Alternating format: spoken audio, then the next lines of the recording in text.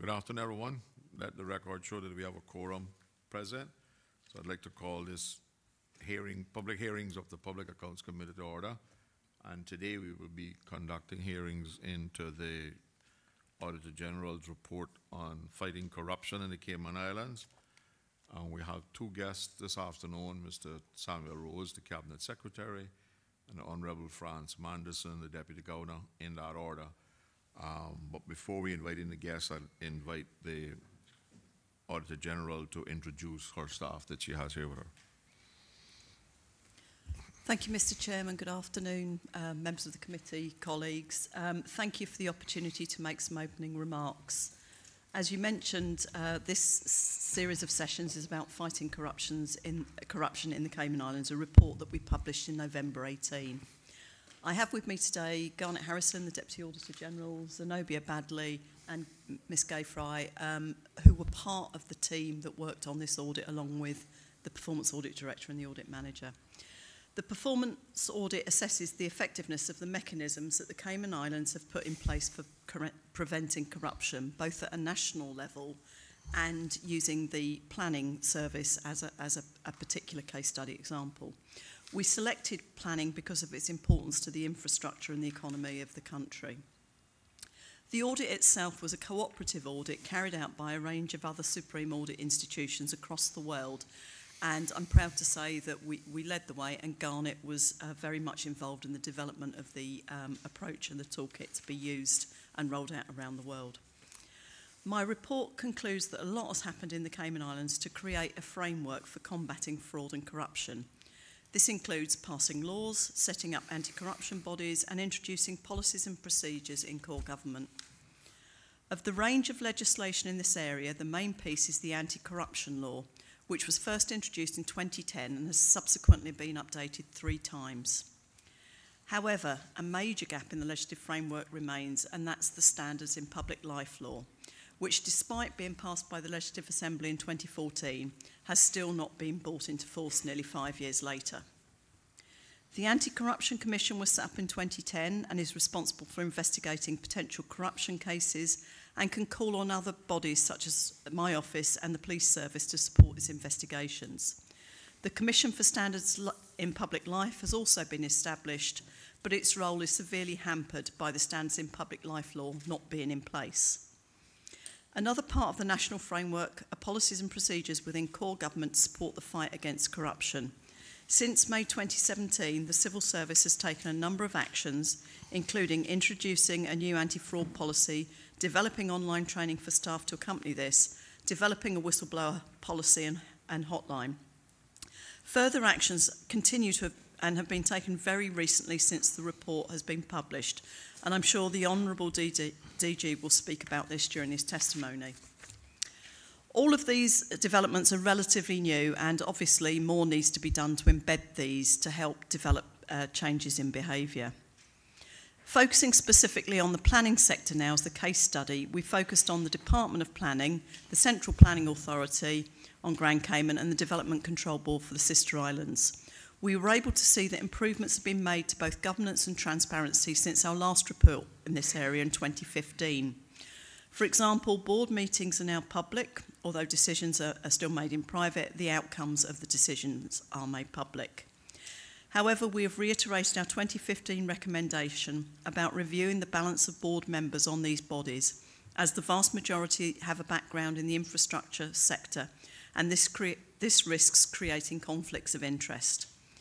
Our detailed review in this area also found that notice of interest forms were not being routinely completed by planning civil servants, or where they were completed, they were not being used by management in planning to allocate workloads so as to ensure no conflicts of interest arise. Thank you, Mr. Chairman. Thank you, Auditor General. I'll ask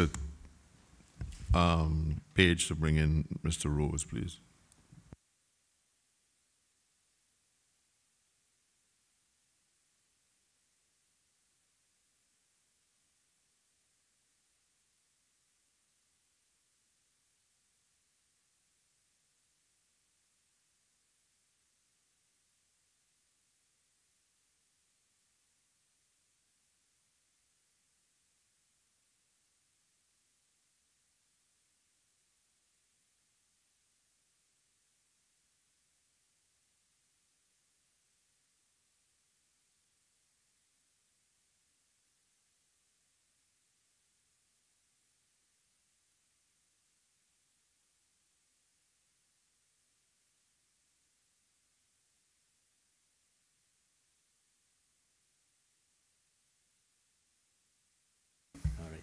Thank you so much. Okay. Okay. I, Samuel Rose, do solemnly, sincerely, and truly declare and affirm that the evidence I shall give to this honorable legislative assembly shall be the truth, the whole truth, and nothing but the truth. Thank you, sir. Thank you, sir.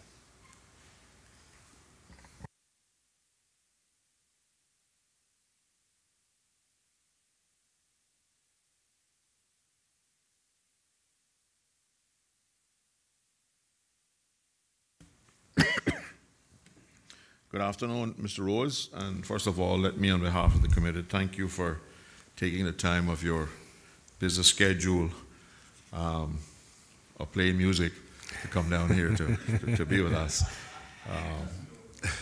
But we appreciate it, and we look forward to an interesting session.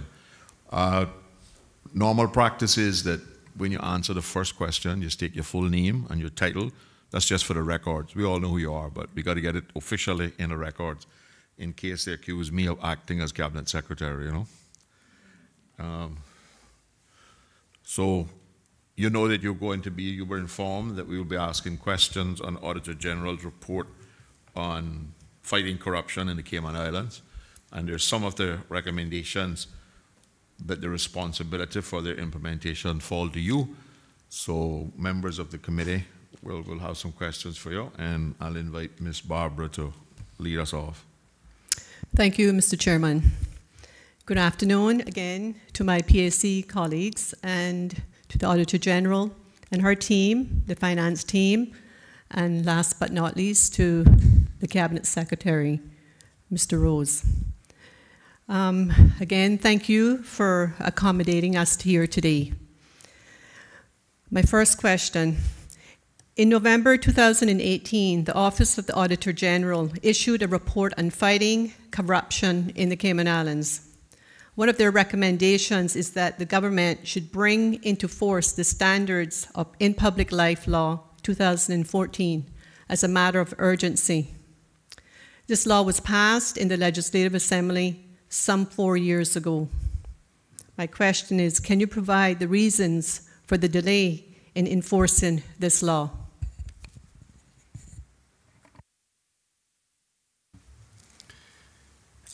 Thank you, Mr. Chair.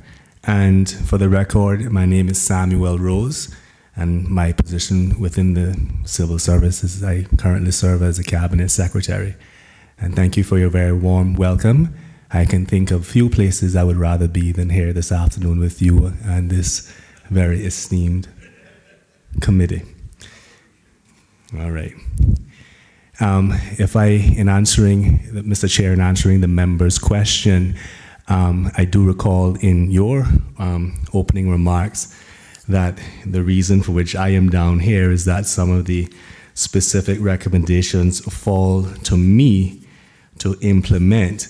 I would rather the record show that I don't see where it says the Cabinet Secretary as being the individual responsible for the implementation of some of these recommendations, but rather the Cabinet. So I just would wish to make that specific clarification because obviously there is a separation of responsibilities there. And the comments I do make will obviously, in hopes of assisting you with your inquiries today, will reflect my views as well as the discussions that I've had with the Premier. So I think that there has been quite a bit of debate and discussion since the publication of this very helpful report. And I have had no direct discussions or information which would indicate why, well, I guess some of the discussions and arguments and debate that has gone on in the public domain has indicated some of the concerns that have existed, but I have not had any first-hand information with regards to some of the concerns that some individuals may have, whether they be current board members or people serving in various public offices with the law itself. But to the best of my knowledge, and I think it is public knowledge, there have obviously been some concerns about the law, and it is my understanding that the Premier has plans to conduct another review of the law and is discussing this with the AG. So therefore, I anticipate a further announcement on this in the not too distant future.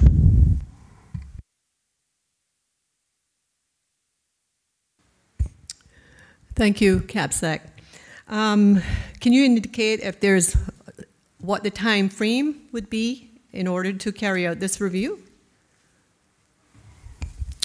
I don't have any specifics on a time frame, but obviously I think that the report is a very timely report, and it's obviously something that is quite current in the public domain right now. So I'd anticipate this to occur in the very near future. Maybe it would be helpful, Mr. Rose, if you, particularly for the public, if you explain what your role is as Cabinet Secretary, so that we can get the differentiation between the Cabinet, which is usually the elected members of this Legislative Assembly who form the Cabinet, plus the Deputy Governor and the Attorney General, chaired by the Governor. So maybe if you could explain what your role is, then I think the public would understand. Thank you, Mr. Chair. Well, my role is one of the unique roles in the public service. It's quite well defined. The job description is basically laid out in Section 48 of the Constitution. And I think for the record, it might be helpful if I'm allowed to read from the Constitution. So it says, there shall be a cabinet office. It's against the Section 48 of the Constitution. A cabinet office which shall be an office in the government. And B then says a cabinet secretary whose office shall be a public office, who shall be a person who is a Caymanian and who shall be appointed by the governor, acting after consultation with the Premier. The cabinet secretary shall have charge of the cabinet office, and the responsibilities of the cabinet secretary shall include providing frank and politically neutral advice to the governor, the cabinet, and the Premier on matters of policy.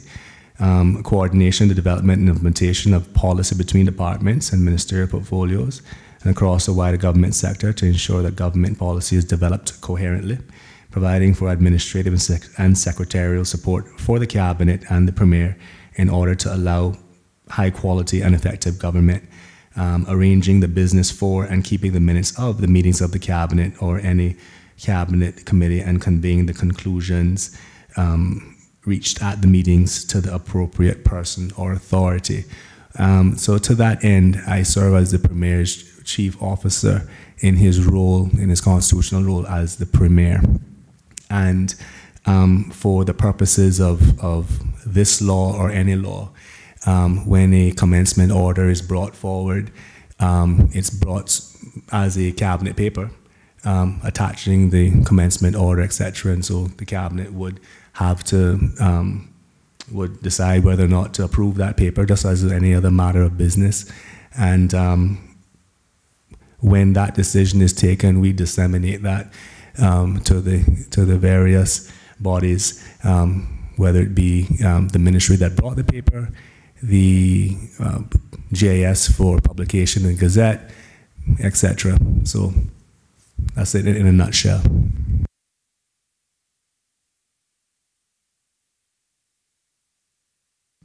Section 1, subsection 2 of the Standards on Public Health Law reads as follows. This law shall come into force on such date as may be appointed by order made by Cabinet, and different dates may be appointed for different provisions of this law and in relation to different matters. Now this is a recent clause, probably 2 decades old maybe, in terms of our parliamentary history. Prior to those kind of clauses, whenever the governor signed what was called a vellum copy, the law commenced.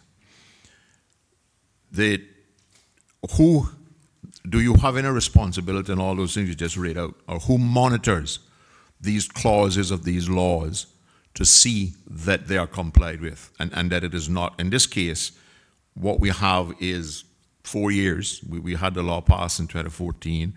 Then it was brought back in 2016 and substantially watered down particularly in the requirements that were needed by private sector people serving on boards. And yet it has not been brought into effect. Who has the responsibility to see that these clauses are acted on? Thank you, Mr. Chair. Again, in general, it would be whoever the member of cabinet was that piloted the matter through cabinet and I guess into the Legislative Assembly and then back out again for commencement.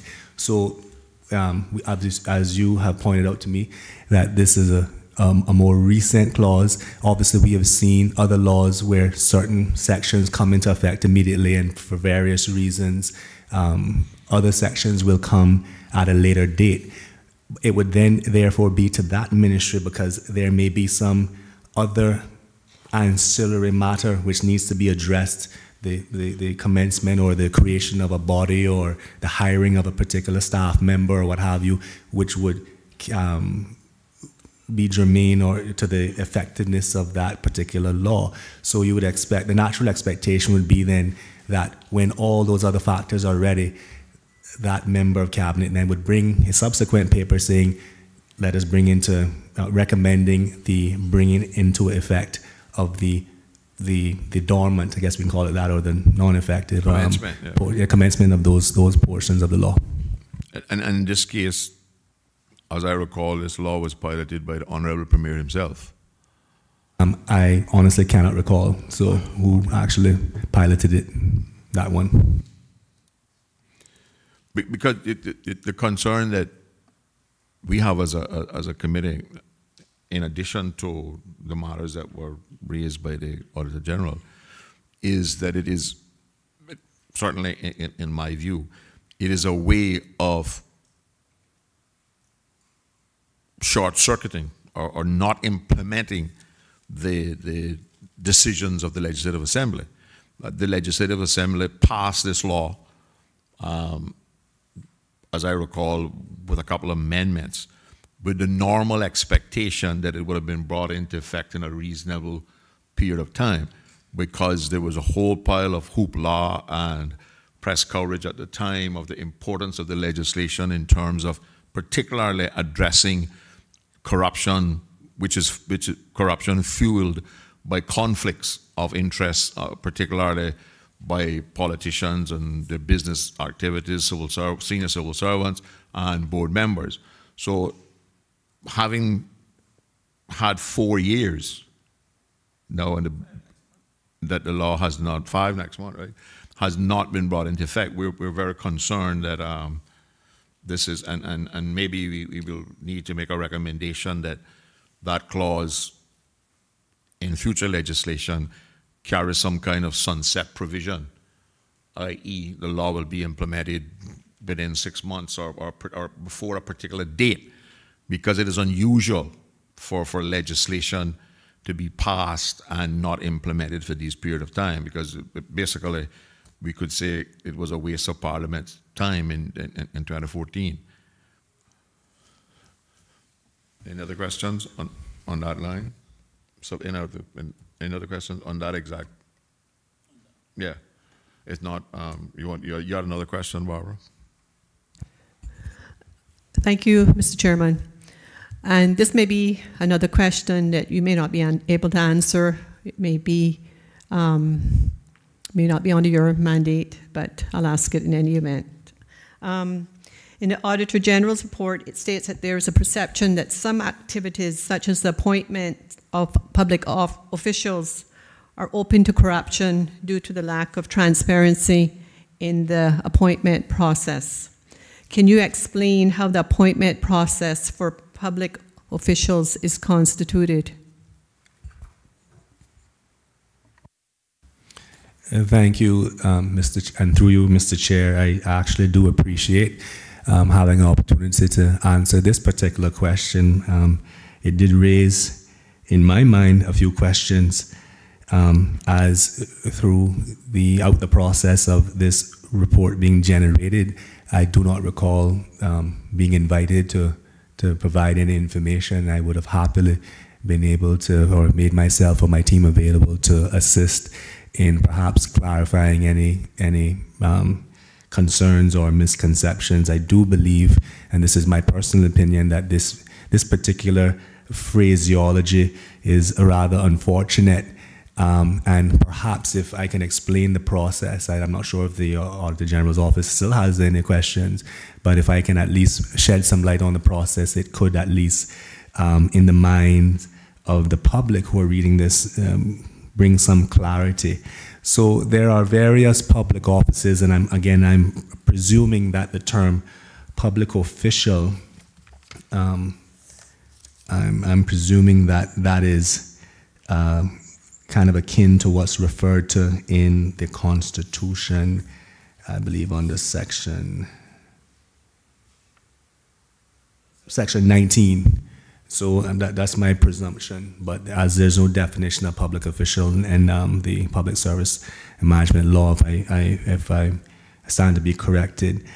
But we have various boards, committees. I don't think this is related to civil service appointment Right. or public servants.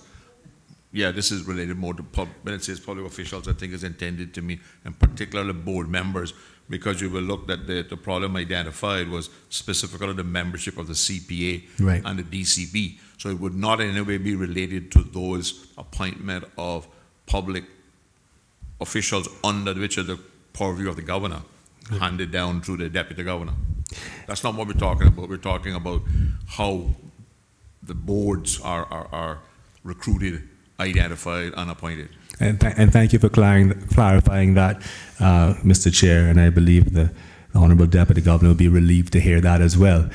But if I may then speak to the specifics around the appointments for public bodies, whether it be a board or committee or what have you, we have no shortage of those statutory authorities. Their laws speak to, they speak specifically to individuals, and in some cases, the specific skill sets that individuals should possess. So, for instance, with the Cayman Islands Development Bank, it's asked for people from various sectors to be represented on that particular board.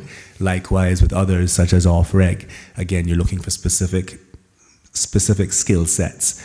There will be some where it's just lay people from the public, etc. But in general, what usually transpires is that, again, a cabinet, this is all done via a cabinet paper.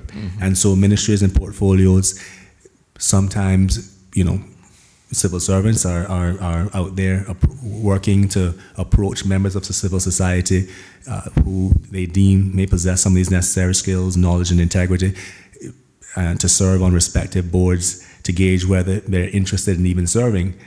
Sometimes, you're out there trying to, there are some boards for whom it's quite difficult to find people at times. Not everyone's lining up to volunteer for it. And of course, quite often in our tradition, people don't necessarily come forward and say, hey, I want to do this, I want to do that. I think in recent times, we've seen a few boards where there has been a public, or there's been an advertisement put out for people to express whether or not they are interested in coming forward and serving. There is also a very protracted and specific process, for instance, an off-regs board, where I chair a committee which reviews the applications, and of which the leader of opposition and the premier get to select an individual to serve on that body to even review the people that are put forward to be considered by cabinet. Again, so it's quite a robust process in that case, but in general terms, every single appointment is going to come via a cabinet paper. And I can confirm that each of those cabinet papers will contain the proposed board members' biographical information, including their background, and which allows for scrutiny whether or not they're a fit and proper person to actually conduct that. And as you know, there's discussion at cabinet level about individuals' ability to do this, etc. And most importantly, in terms of transparency, every appointment for these public bodies is published in the Gazette. So again, there is no fly-by-night creation of or inclusion of individuals on these public bodies. So that's the standard we currently have, and I just thought I would, for the record, just explain how it actually works. But it used to. Oh, sorry. Sorry, just as a point of personal clarification, whether we saw the Cabinet Secretary or not before we made this statement is irrelevant, because the point is there is a perception. We have got that perception from our interviews, and whether or not we spoke to the Cabinet Secretary, that perception will continue, because that is a view that's been expressed to us. And of course, we know Ofreg was a public recruitment exercise, but to my knowledge, that's the only board appointments that have been done through a public exercise. That's one of the few boards that we fought very hard to specify in the legislation itself. How, as we know, most of the other boards is basically political appointments. The minister responsible asks the people to put he want on the board. The old-fashioned claim that you need to have people who will implement your policies. I leave it there for now. But it used to be, way back when, that the clerk of EXCO and the Attorney General had some oversight to make sure that appointments being made were not in conflict with other legislation. In this case, in modern-day Cayman, for instance, we have the very specific requirements of the Public Authorities Law. Is there anybody, or does your office accept any responsibility to ensure that cabinet papers that are accepted to be put on the agenda comply with other legislation in the process of making appointments for specific legislation? Thank you, Mr. Chair. My team obviously reviews all cabinet papers, and obviously the subject expertise will be generated from within the ministry that's putting the paper forward. But I do believe that the policy coordination unit does look at the laws, etc., and they take a look at the bios to ensure the bios are included and that the individuals are connected back to the specific areas. So are they ultimately responsible? No, but I do know that they review these things as well to ensure that the paper is robust and complete. So. Is there anybody else? Does the Attorney General Chambers accept any responsibility or have to make a comment in, for the record, in Cabinet as to whether these appointments comply with the Public Authorities Law or some of the other, and if and whenever the standards of public life law come in, that those appointments comply with those, and things like the procurement committee and stuff like that? Our cabinet, Mr. Chair, through you, our cabinet paper template does make provision for comments from the Ministry of Finance for financial implications, from the Attorney General's chambers for legal implications. We have provision for civil service implications or public service implications in the event then that there's, because many of these boards come with, sometimes you need to add staff or what have you, or there might be a public service impact in terms of numbers. And so again, we make a provision for the civil service to be able to comment, etc. So the provision is there should concerns be raised. But in general, most of these are routine. They're following the laws. They refer to the law. The paper should refer to the law and the clause under which these appointments are being made. And as I referenced earlier, there will be instances where those specific, the law is quite specific in terms of the skill sets that the members being put forward should possess. So. Does the bio require any reference to potential conflicts or interests? Does the declaration of interest accompany these applications, recommendations? Not all of them, no, Mr. Chair.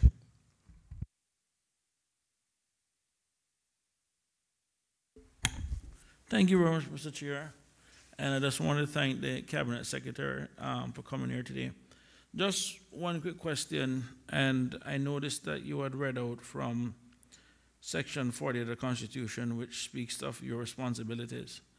And I noticed the very first one that it says, just to read it back, it says the responsibilities of the Cabinet Secretary shall include providing frank and politically neutral advice to the Governor, the Cabinet, and the Premier on matters of policy. I noticed the very first one, and the very first verb that jumps out is frank. Now, I ask this for the simple fact that the Constitution do recognize that somebody needs to give frank advice to the Premier, the Cabinet, and the Governor. And what I'm just trying to, and I'm not trying to, I guess, go over an executive privilege, because what's discussed in Cabinet is something that is outside the remit of this body, of this committee. But just to ask the point, or just to drive home the point, in your role, do you provide these frank, no, I'm not gonna ask if they follow it or they listen, just to make sure that you do provide the very frank advice. And the reason why I'm saying that, Mr. Rose, I think you have already established yourself as a person on Ireland with a lot of integrity, and a lot of people do respect you. And at the end of the day, I just want for the public to also know that in your role as Cabinet Secretary, that you do provide the frank and neutral advice. Now, what is listened to is a different thing, but at a minimum, just have you ever, so with all of that to say, have you ever provided frank advice to the Premier of the Cabinet with regards to some of these appointments, and maybe if something that the government should reconsider? And if so, have you ever taken it on advisement? And if you don't answer, it's fine. I don't, you know. Thank you, and through you, Mr. Chair. This all comes with the territory, and I can assure the member that I am not hindered in any way, shape, or form in carrying out my duties, and so I do them without fear or favor, and to the best of my abilities in accordance with the Constitution. As you will see in the Auditor General's report, the CPA, Central Planning Authority, keeps coming up. This is one of those boards that we have recommended consistently that the government consider making some appointment changes, but it never happens. And I understand that paper would have to come from the Ministry of Planning, but is one of the things that your group, your staff, would consider recommendations made by the PAC on specific boards as part of your evaluation process when those boards are submitted for cabinet consideration by the respective ministries?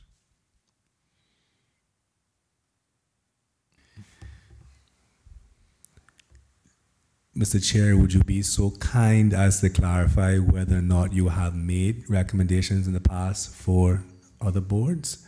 Because I'm just trying to establish whether or not this is something, whether there are other recommendations that have been made that we may not have considered, or you're saying in the future going forward. Right. I don't recall that we have made specific recommendations for other boards as we have made for the Central Planning Authority. You will recall we even had the chairman of the Central Planning Authority give evidence before the committee. But we have set other guidelines, and some of the things that are reflected in the Public Authorities Law for the makeup of boards. I think it goes as far as specify the percentage of civil servants that cannot be exceeded, et cetera, et cetera.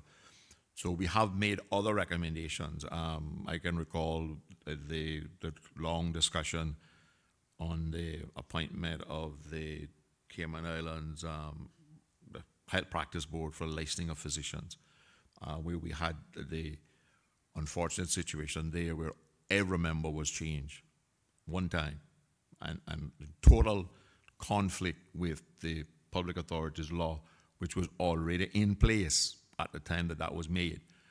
Added to that was previous evidence given by the ministry to this committee that they would never change a board in its entirety for continued purposes, right?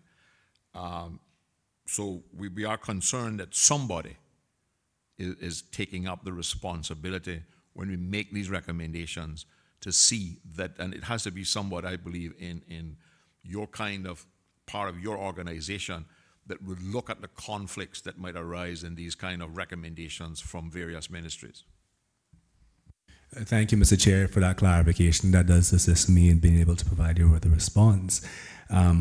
As you have alluded to with the advent or the commencement of the Public Authorities Law, which came into effect in, I think, June 2017, it does change the landscape, and we now find ourselves having to look at two different Bibles side by side now. So you're looking at the individual piece of legislation, but you're also looking at the public authority.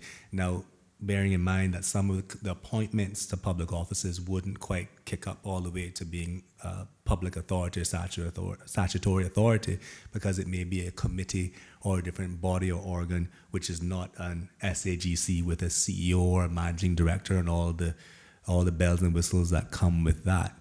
And I believe the CPA would fall under that. Is the CPA, just a question, is the CPA actually a statutory authority per se? And this is a question.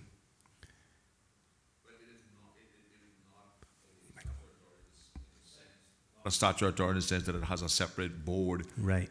It is the board for the planning department, so it has the authority in its name. Right. And I want to caution against the dismissal of the recommendations in public authorities because it is not a legal authority.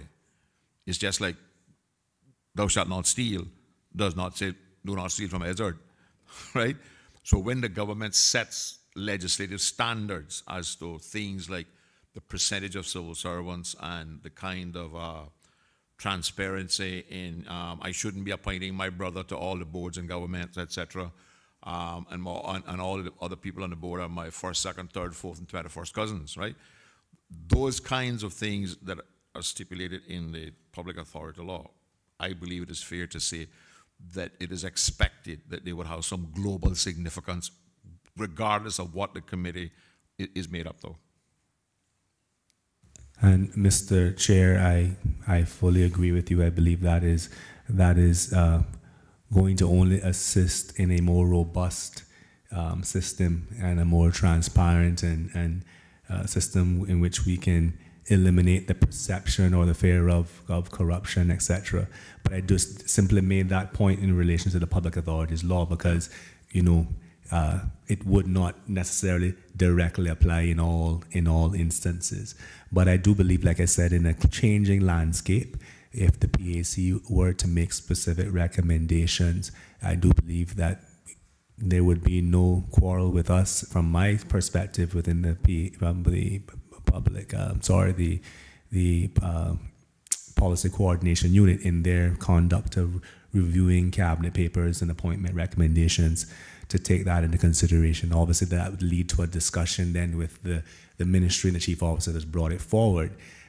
But constitutionally, we would not have the ability to stop a paper from proceeding or an appointment from proceeding. We can, part of our job is to coordinate the policy. We don't formulate the policy, and ultimately the decision whether a paper goes on the agenda is made as per the Constitution between the governor, jointly between the governor and the premier. So, but you understand the importance of having somebody that will have that kind of oversight, because getting back to the medical practice law, you're right. The public authorities law came in 1st of June, 2016 or 2017, Mr. I think it was I think you're right, 2017, I think it was, yeah. And that board was appointed in September 2017. But what we're trying to get at is somebody needs to pick up these oversights, whether deliberate or otherwise, by the minister submitting the paper. Any other questions?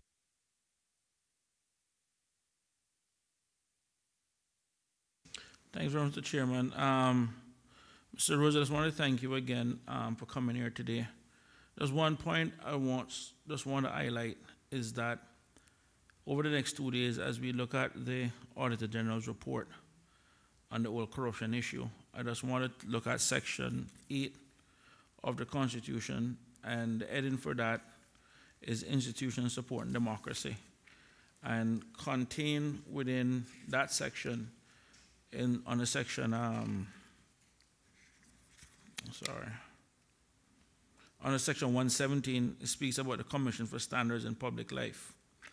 And one of the things we just want to highlight, I guess, from the public standpoint and from where we are as a democracy, is that these are the cornerstone of what it is that we will need as a democratic society to make sure that our democracy remains strong. I mean, this is where the public gets involved, and it is how the public is expected to hold their public and other officials accountable. So this is something that is very serious. Now, at the end of the day, I know that this is something that is ultimately the remit of Cabinet, and in your position as Cabinet Secretary, in terms of having those frank and neutral discussions, is to just to remind them, and this is something that the public have already indicated to us, the importance of this section. Because as it stands right now, and if I was a member of the planning board, and knowing exactly what has been said and the reports and everything that is out there, it would also give me pause. This is not to suggest that the members of the planning board is doing anything untoward, but it is the perceived conflicts that arises from being a member of that board. And in terms of reputational risk and everything else, these are the kind of things that people take into consideration. So in terms of that frank and neutral advice, it's just something to remind the colleagues, the members of Cabinet, that when these appointments are due coming up, at least from your staff and your team standpoint, that you look at the perceived conflict and at least at a minimum, let them be aware that there is a potential or perceived conflict here, and at a minimum, so at least they can be guided accordingly. But this is something that we need to get done, and we need to get it done urgently. Next month will make literally 5 years since we have passed this law, and nothing has happened. And I just want to also thank you for the work that you have done as a civil servant, as a good public servant, and just continue to do the good job.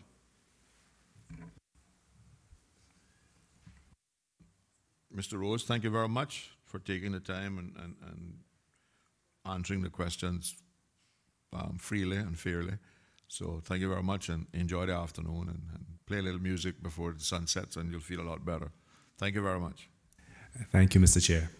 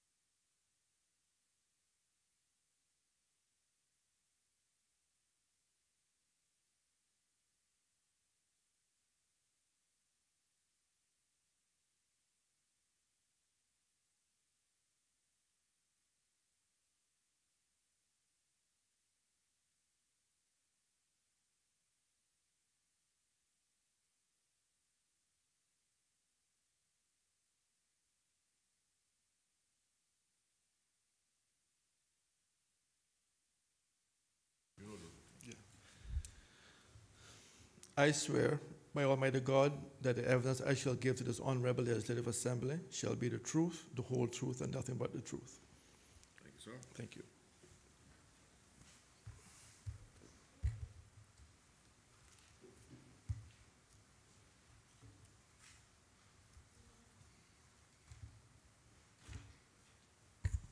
Good afternoon, Mr. Manderson, Deputy Governor. Good afternoon, We're sir. extremely pleased that you could find the time in your busy schedule to come down here to appear before the PAC. Sir. As you will recall, the last experience was a very pleasant one. Yes, sir.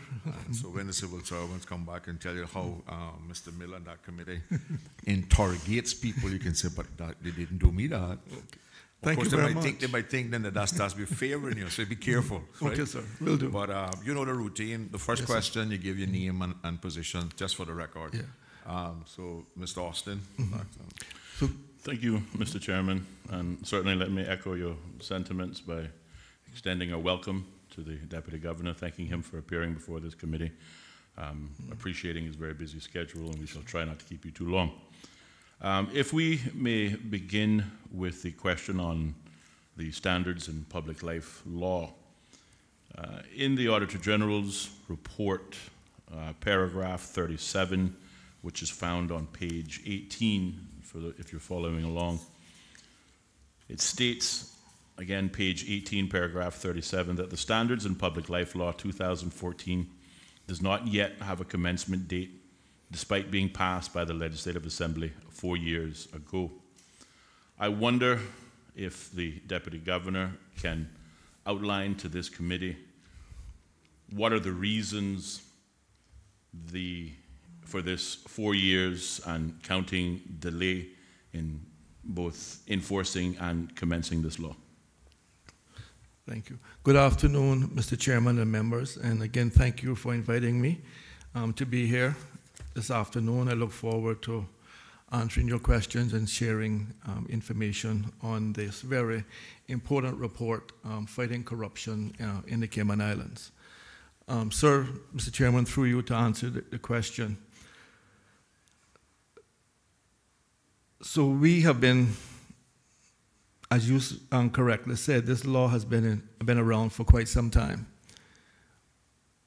My understanding was that once the law was passed, there was a significant concern expressed by board members that the law as drafted would require them to give a lot of details about their personal holdings, their personal investments, and that would become public.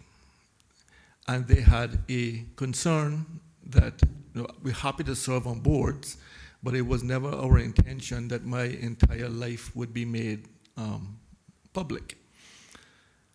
It's my understanding then that they were, we looked at the law. There was a lot of discussions. I believe there was an amendment to the law to address some of these concerns. But in terms to be very specific to your question, that concern remains. Obviously, and again, this is me speaking as Deputy Governor. I'm not speaking on behalf of the political directorate who is responsible for the passing of laws and the implementation of laws. But from the feedback that I have received, there is still a concern from board members, private sector board members, that the law and is drafted does give them some concern. So the concern is, I am not concerned that if a matter comes before me, that I have to declare a conflict and report the conflict. That's not what the persons that have spoken to me have said. It is, if I have to make my entire holdings public, then that's a problem for me. Now, I do believe that the matter is being addressed. I know the Premier has certainly heard what the Auditor General has said, heard the utterances from the public, and is keen to get the matter addressed. I don't think anyone wants this to continue or the status quo to continue. Thank you, Mr. Chairman. Through you, and I thank you for that answer, and I wonder if I can get you to stipulate further, because there seems to be a level of misunderstanding, particularly in the public domain, and that is why I will ask you again to stipulate the delay in the implementation of this law. Is it correct for this committee to assume or understand that that delay is coming from concerns raised by private sector individuals versus from within the public service? That is absolutely correct. I have never heard anyone from within the government, the elected government, within the civil service, anyone say that they had an issue with this law. As you know, members of parliament are required to file declarations, do all these things. So most of our, well, all our information is all with the public. So I have never heard any member of the government or the public service speak against this law.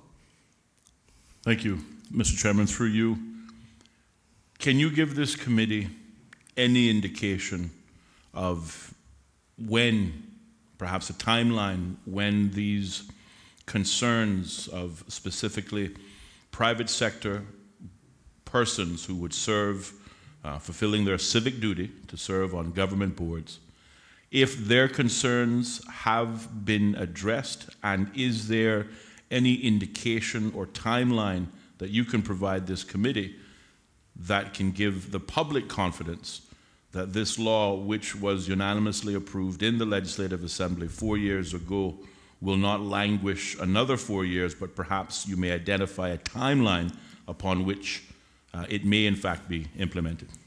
Mr. Chairman, through you, I don't have a timeline, but I can say with confidence that the matter is now a priority for the government. All of us, both sides, wants to see this done. So I'm expecting, I'm not expecting any significant delays.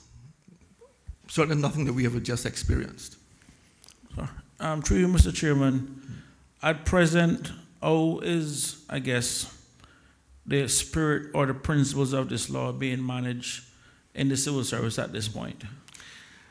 Thank you, sir. Mr. Chairman, through you. As the Auditor General has said, the law has not been made, has not come into force, but we still have the Constitution. And the Constitution makes it very, very clear what the standards in public life should be, gives the Standard of Public Life Commission great autonomy to carry out its duties. So I don't want to leave the impression that we have a commission that cannot carry out its function. That's not the case. This law strengthens their ability, but they can deal with complaints now, they can take action now to the very best of my knowledge. So this law does strengthen their ability, but if you read the Constitution, it makes it very clear what the powers of the Standard of Public Life Commission is, and they have, to the best of my knowledge, been carrying out their duties. Sorry, thanks very much for that, Mr. Madison. I just want to look at Schedule 1 of the Standards in Public Life Law 2014, just to list out the who this law in principle applies to. Number 1, members of the Legislative Assembly, including the Speaker. 2, chief officers and deputy chief officers. 3, chief financial officers and deputy chief financial officers. 4, heads of department, sections, or units and their deputies, as well as any other organized entity within a ministry or portfolio, statutory authority, statutory body, government company, department, section, or unit, and their deputies.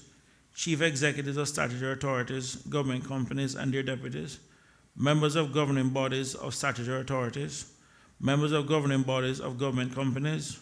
members of all commissions created by or under the Constitution. And number 9, a person holding a full-time or part-time position in a public authority who engages in an activity that is in conflict, is likely to be in conflict, or may be perceived to be in conflict with his position in a public authority. And finally, number 10, any other person specified by regulations made by Cabinet. Just looking at the broad reach in terms of chief officers, deputy chief officers, chief financial officers, and deputy chief financial officers, as the department sections and their deputies, what I'm trying to understand is it's a lot of people that would be covered within the civil service where they're looking to have this information, if the law had passed, to be provided. And the question I would like to know is, despite the law not coming into effect, you as Deputy Governor, who's ultimately in charge of the civil service, how are these senior civil servants at this point being managed with regards to their conflict? Do they give a report to you? Do you ask them to provide the spirit of what it is that should have been provided? So at a minimum, you within the, as the head of the civil service, at least have an idea where there may be any conflicts or perceived conflicts. Mr. Chairman, thank you. Through you. So to answer your question, is a report made to me? No. Are civil servants required to declare conflicts? Yes.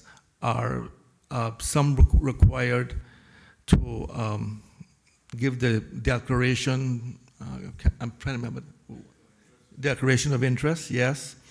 So a lot of these things are happening now. If you ask me whether I get a report from these civil servants, no, I don't. I expect chief officers who would also be covered in those to carry out those responsibilities under their ministry. If you think that that's a good suggestion, I'm happy to take that forward.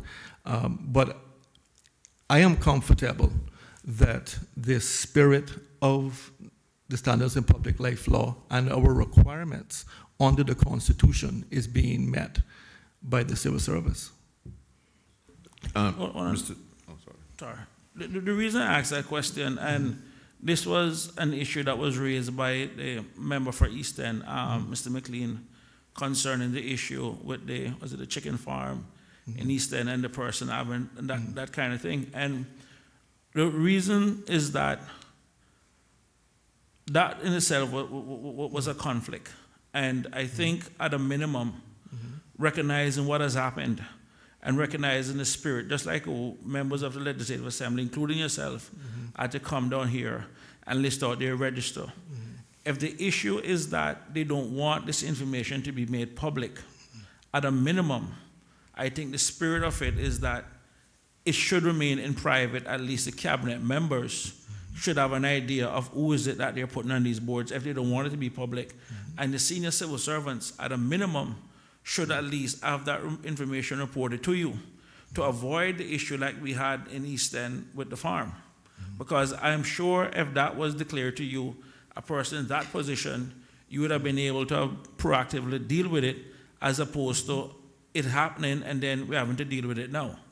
You know, so I think at a minimum, where the spirit is concerned, and yourself as Deputy Governor, head of the Civil Service, at a minimum should have that private information available to you for you to at least be, comfortable, or to as the bar from Reagan, trust but verify. At least you'll have something there. Right. Mr. Chairman, I totally agree.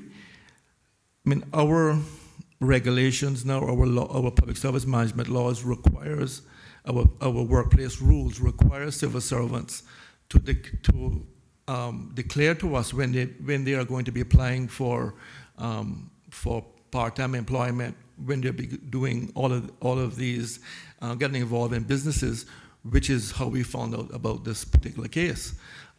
So there are rules now that require it. And remember that persons will join the civil service not having any interest and then will acquire them later on. So I take your point, and I certainly will take it forward, but I'm comfortable that a lot of certainly the mischief that this law is trying to avert, we do have some procedures in place to address it. But I take your point, sir. Yeah. One question. The private sector objectors to this declaring this information, how are they made any recommendations of how the public can have confidence that they are declaring the conflicts if we don't have the information beforehand? Mr. Chairman, just repeat that again, sir. I'm asking, has the private sector made any recommendations of how the public, who we represent, Yes. would have knowledge that they have a potential conflict before they declare it, or in times when they don't declare it, because we have some record of what their interests are? Mr. Chairman, what was said to me, and I do believe some of these concerns have been addressed. Again, I do believe there was an amendment to the law at some time back. Substantial amendments in 2016, Right. which we were told at the time that those amendments were tabled by the Premier, that the reason for those amendments and what many of us considered watering down of the requirements was because of objections by private sector individuals. So to hear now that they are asking for them to be even reduced more is troubling. Well, thank you, Mr. Chairman. Mr. Chairman, I'm not saying that they're asking to be reduced more, because I am not familiar with those 2016 amendments.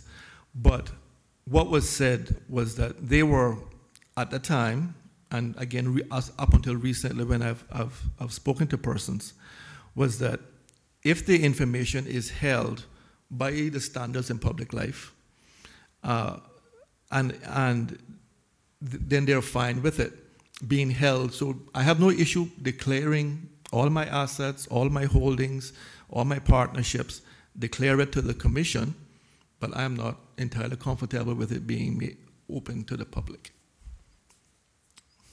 But certainly they can see the inherent desire to have public access, because we know of instances where in the past people haven't. I mean, there was the famous member years gone by of the Central Planning Authority that made the statement quite widely. He was going to the meeting, and when it get to his item on the agenda, he would just tell the rest of them, okay, I'm going outside while you approve this for me. Right? Yeah. Yes, sir. Thank you, Mr. Chairman. If we can, I think, move away from the standards in public life law for a moment and turn our attention to the anti-fraud policy, which is outlined on page 25 and 26 of the Auditor General's report, and I will refer specifically to paragraphs 59, 64, and 65. Paragraph 59 on page 25 states, in May 2017, the Cayman Islands government issued an anti-fraud policy to facilitate the development of controls that aid in the detection and prevention of fraud against the government. Paragraph 64 on page 26 states that the training is delivered by the Civil Service College and aims to increase civil servants' understanding of fraud and corruption. However, just below it, paragraph 65 states that at the end of September 2018, only 19% of the overall 3,950 civil servants had completed this training. Can the Deputy Governor advise this committee if the ratio of civil servants completing this clearly very important training has increased since September 2019 and 18, and if not, what plans are in place to increase these numbers and to ensure that training is provided more regularly to civil servants? Right. Mr. Chairman, through you, the answer to that is yes. The training rate has increased substantially. In December, we had a major drive, and the numbers have gone, let's say, increased significantly. So why I can't give you an exact figure is because I allowed, so how we measure the civil servants is that, so I did the training, you log on to the system, it records that Franz Manderson has done module 1, 2, 3, and 4. I watch the videos, I answer the questions, and I pass it's actually a test to make sure that you're not just doing the training for the sake of it, but you're actually paying attention and that you have taken something away from it. I found the training to be very useful. Is that we had large groups of staff who were not having readily access to computers. So take Public Works, for example. Not everyone at Public Works has a computer, so I allowed civil servants to take the training in a group. So the numbers have gone up substantially, but I would venture to say now that the majority of civil servants have done the training, but I cannot, with any degree of accuracy, tell you the exact number because a lot of the training was done in a group setting, which still worked, and the feedback I've gotten was that it still worked very well. Not everyone in the civil service has a computer, so it's those kind of issues that we have to face. Mr. Chairman, through you, I certainly commend the Deputy Governor for his recent push to increase the number of civil servants, and I believe that the record should show that it was, in fact, in November 2018 that you announced that in order to get more civil servants to commit to this training, it wasn't so much a lack of a computer, but your enticement was you gave them a discretionary day off work, yes, which of course everyone jumped at and took advantage of the opportunity. I'm curious though, with the challenges that you've just mentioned, whether it be lack of computer or access to the training itself, or perhaps without having to give the civil service days off in order to complete this necessary training, are there any plans in place, whether it be on a quarterly or annual basis, where civil servants can more regularly participate in this anti-fraud training? Yes. Yeah, Mr. Chairman, thank you. First, let me just clarify that for the last, I think, 3 or 4 years, in the very slow periods of Christmas, I had authorized civil servants to have a day off based on performance. So it wasn't just take a day off. So it was based on your performance in your annual performance agreement. So anyone who had gotten 3, which means you did your job, and above, we're giving the day off. And again, that was a good incentive, and we've seen an increased performance. People really value that day. This year, because we changed our financial year, there was not performance assessments are now being done this month. So there was no performance agreement in place for me to do it in December. So I decided to use the anti-fraud policy as the carrot, and I must say the response was overwhelming. So I don't want the public to get the impression that I just gave everybody a day off. It was based on you doing something substantial and something that was going to benefit the civil service as a whole. The answer to answer your specific question is yes. One of the recommendations the Auditor General had was that somebody should be an owner of this policy. I've appointed our superstar Auditor General here to be in charge of this policy, and I will be working along. Sorry, Accountant General. My apologies. My superstar Accountant General. Is there a specific reason why you're picking people who are members of the PAC? Yeah, maybe. For him to help us champion the policy and to ensure that it becomes widespread across the civil service and business as usual. Like I said, I wanted to lead by example. I did the training myself. I found it to be very beneficial. I mean, Mr. Chairman, the team really did a good job. Ms. Lauren Knight and the Accountant General and Mr. Vinton Chensi and some other civil servants really did a good job of putting together a training package with videos, showing scenarios where fraud can happen, where corruption can happen. So you were seeing it, and it really aided the training. It wasn't just reading some documents and then saying that you've done the training. So I want to commend them for doing that, putting together the package. And now, so the answer to your question is yes, we are now going to be ensuring that this is reviewed on a regular basis and ensuring that all civil servants continue to keep up to speed with it. Thank you. Mr. Chairman, I just have one final question on this point.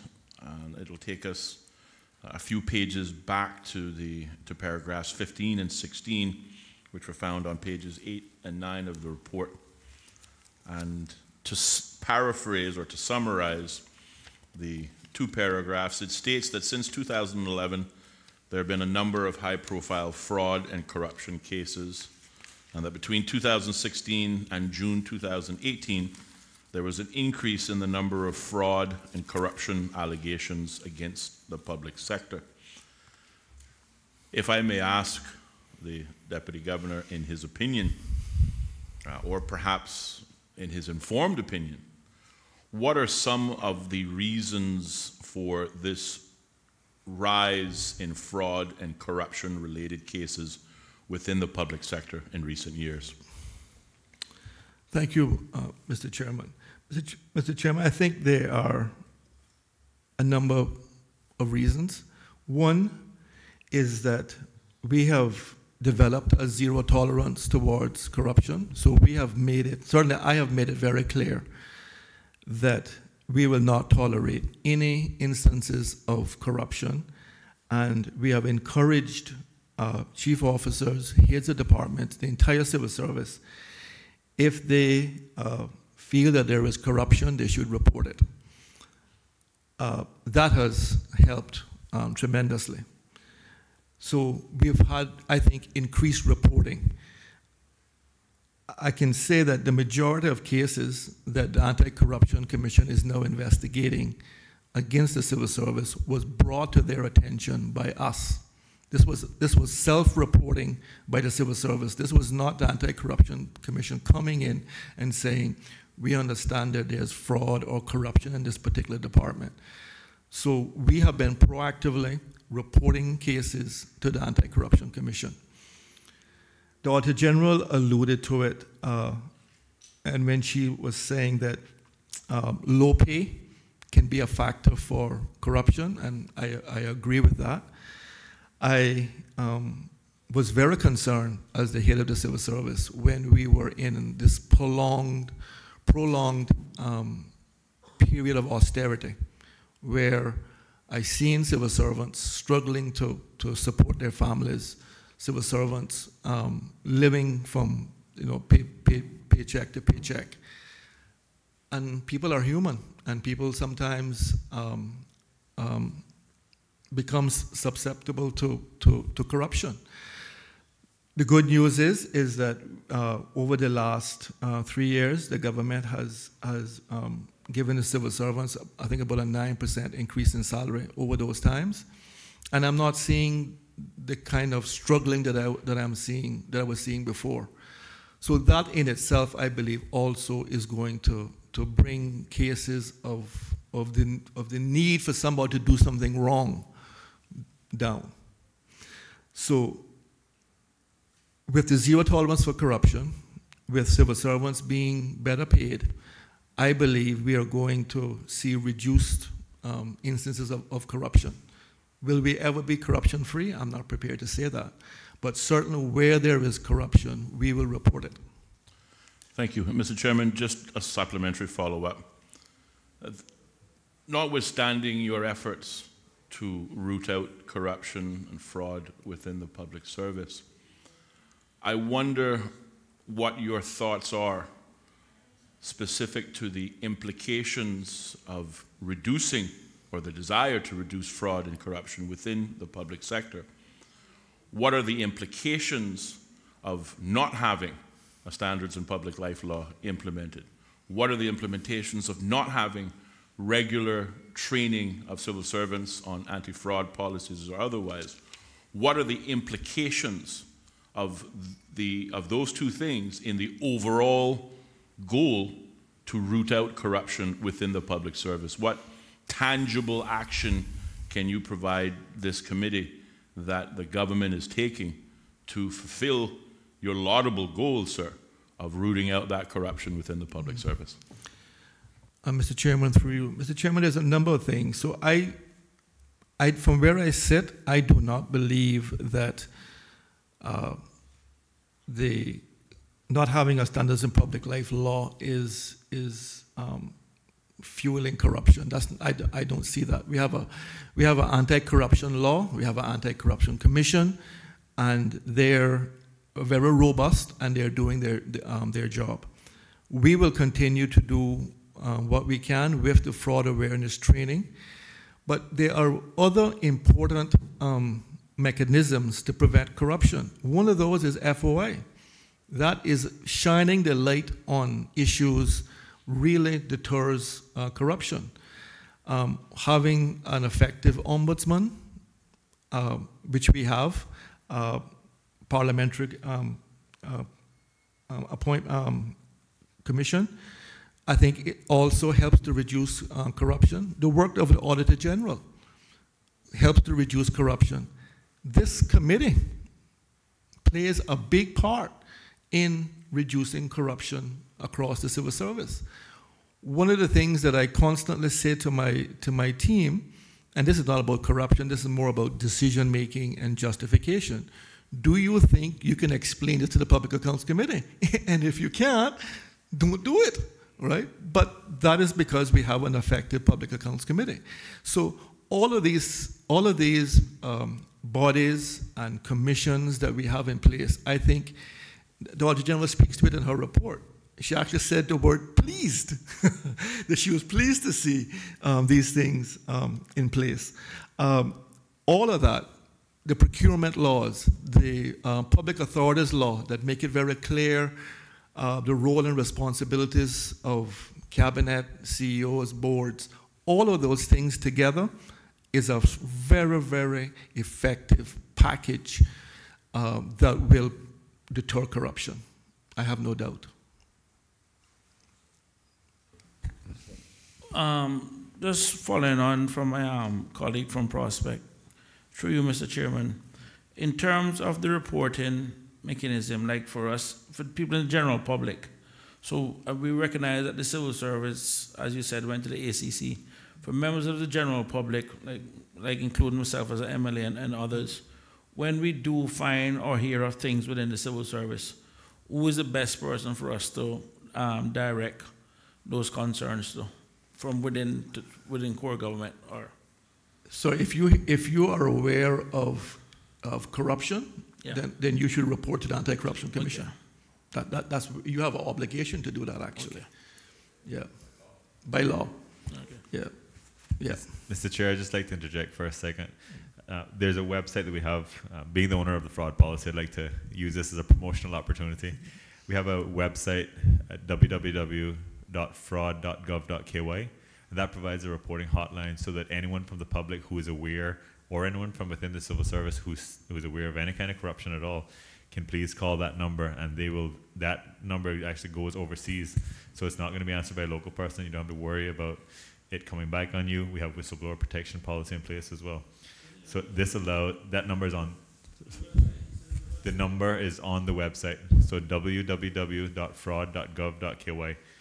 It provides the number. You can actually call that number. It is anonymous. We give you a number so you can follow up on it anonymously and so on. So we have that available, and I don't want to steal the Deputy Governor's thunder, but there's been a request to roll that out across the public service as well. So that'll be for the entire public service. Thank you. Through you, Mr. Chairman. Everyone seems to think that corruption is only money and those things.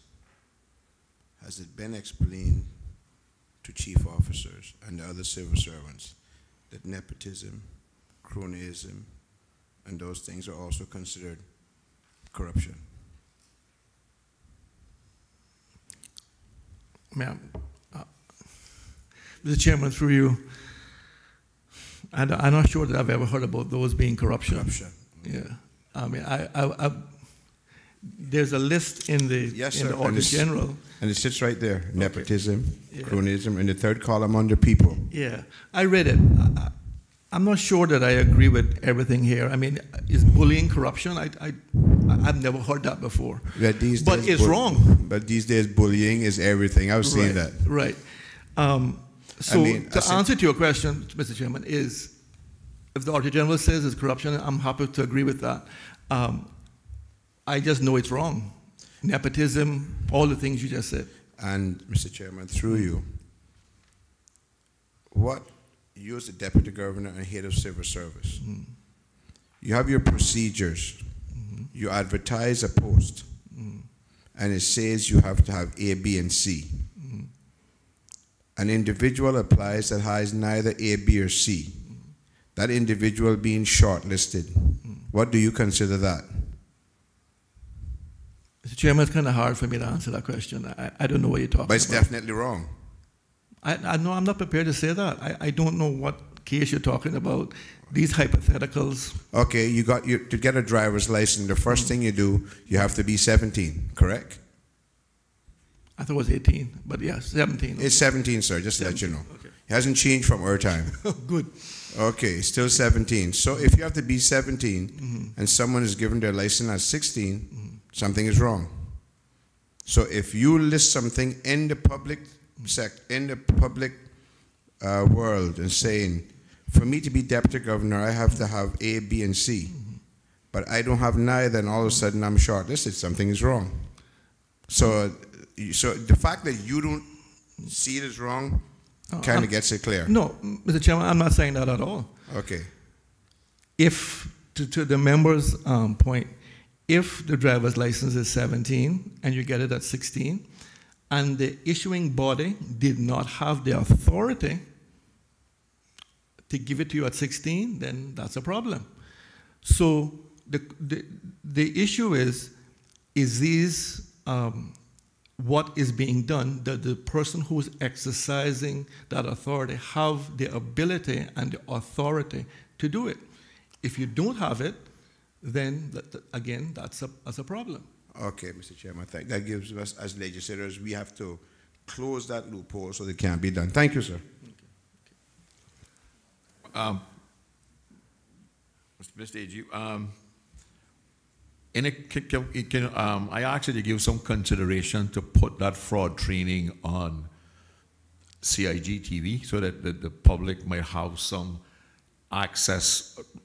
I know you had your website might do the same thing, but I think it's important for the general public to have an idea of what the efforts that are being made within government for anti-fraud and detection. And maybe you might want to consider making the anti-fraud training part of the orientation for all new employees so that they have to do that as part of the orientation exercise. Right. Yes, sir. Mr. Chair, just to also note. Yeah. And that, again, you may also, you have the authority to say that in a performance evaluation, if those are one of the things that are required of you to get the 5 or the 4, etc. Exactly. In order to build in those kind of incentive. Agreed, sir.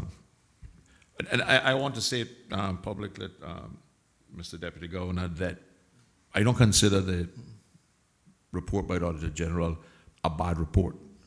I believe that it is fair to say that we have many of the pieces of the puzzle in place. The only question remains is, do we have a monitoring agency of some sort that is monitoring the effectiveness of the various pieces of legislation? These are the kind of questions that we will be asking the board chairman, because they should now be in a position in most of this legislation to pass a view as to whether they are satisfied with the effectiveness of the the various commissions. Yes, sir. And are you satisfied that the various agencies for anti-corruption have adequate resources to fulfill the requirements of the legislation? Mr. Chairman, thank you. Yes, I do. The Auditor General alluded to it in her report. The government over the years have given specifically the Anti-Corruption Commission a number of additional resources. I was very pleased to see that they have actually made efforts to bring in a young Kemanian into that agency in order to get training, because that's a very specialized investigation techniques dealing with corruption. So I commend the Commission for that. But to the very best of my knowledge, the requests that have come forward for additional resources has been met. Any other questions? Mr. Chairman, thank you. I have two more questions related to the same paragraph. If I could turn the Deputy Governor's attention to page 27 of the report, paragraph 69.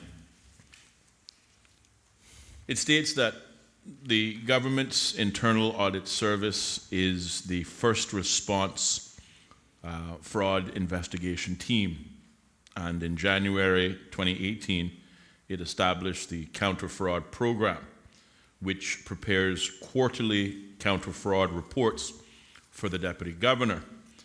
But the Auditor General's report went on to state that it is not clear how the information in these reports are used and or how the messages may be disseminated to the civil service. So my first question is, can you enlighten this committee as to how this first response initiative is working, and in particular, how do we use the information contained in those quarterly reports, if that is something that can be stated in public?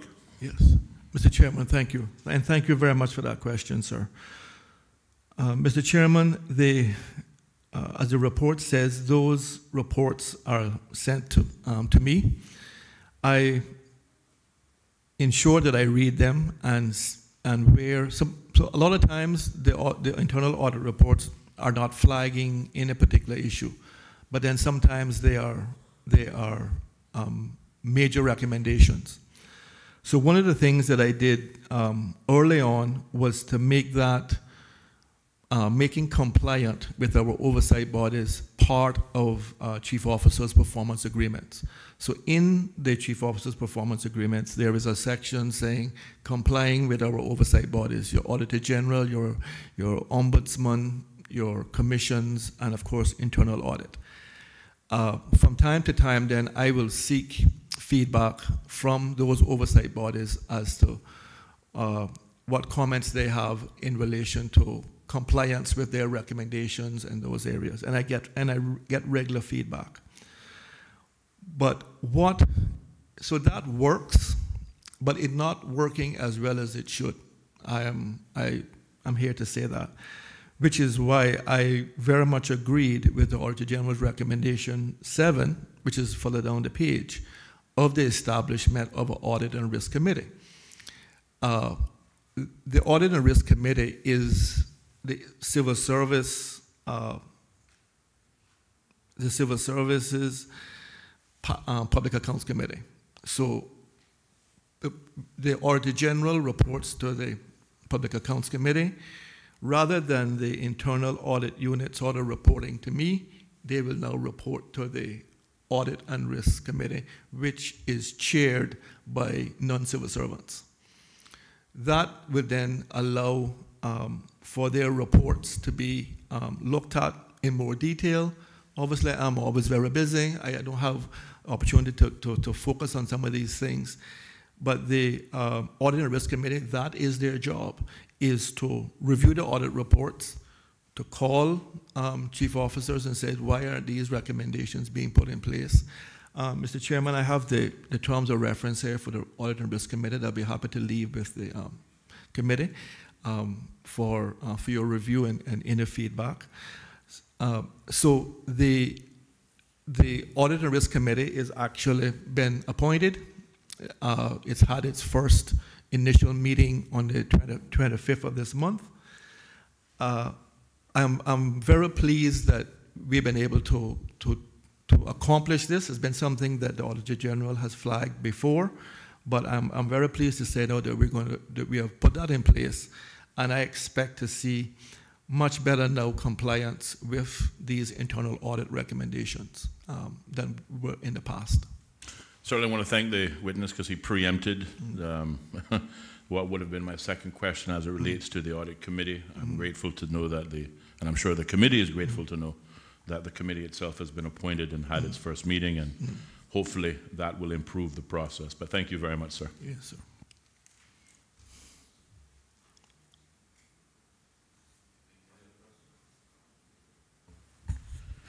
Thank you very much, Mr. Manison, for coming down here today. I think one of the things that we just want to make the public aware is that the Auditor General report says fighting corruption in the Cayman Islands. And what we want the public to understand is that we just needed to have a national conversation, a frank discussion, and that's what we're looking to achieve over the next 2 days in terms of looking at this, is that we're not waiting for something to happen. We're trying to make sure that the processes and the procedures are in place, in a sense, to prevent many of these things from happening. But at the same time also, if they do happen, is that we do have the investigative tools necessary to also look at them. And so I don't want anyone to think that there's widespread corruption, but rather this is more of a tool of having the public discussion to let them know that this is something that we as legislators and everyone that lives here, this is something that is key in order for our own economic survival, because businesses do not do business with places that they think is corrupt. And at a minimum, we want to make it clear that this is something that we're proactively looking at to make sure that we plug what we can plug and at least have the discussion.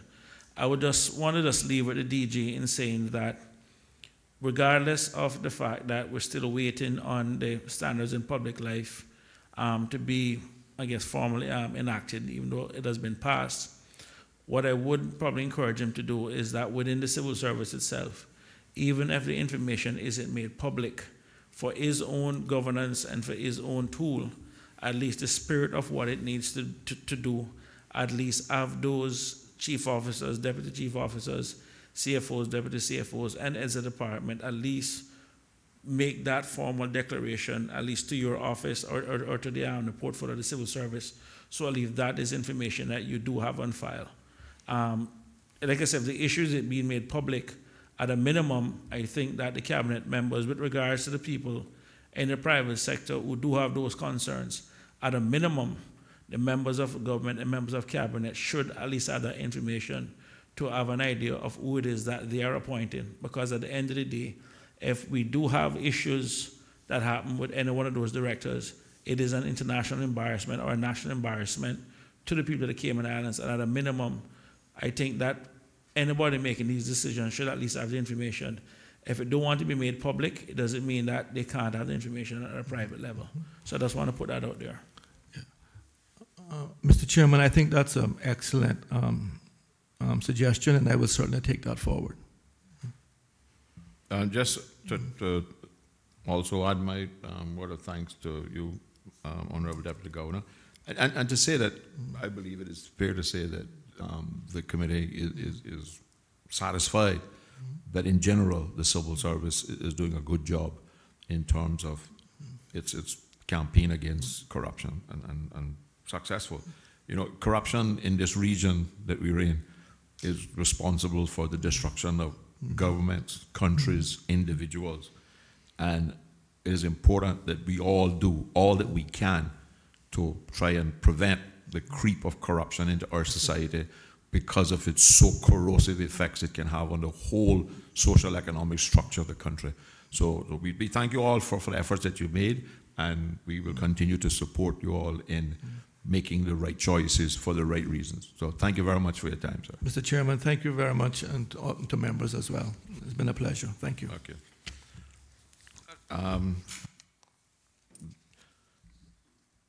Just to remind the committee that we're meeting tomorrow at,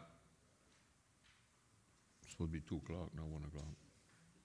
No, it's supposed to be 2. It's supposed to be 2.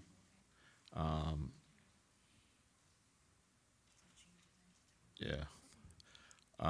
To continue our public hearing. And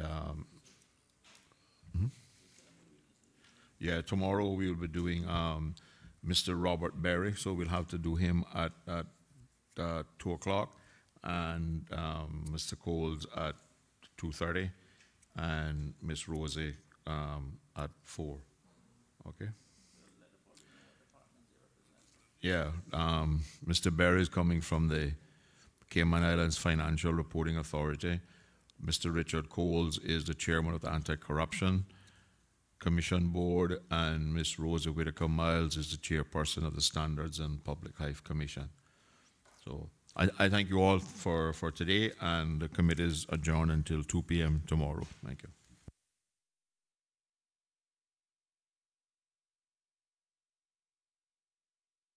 As a small island nation, our islands have historically placed high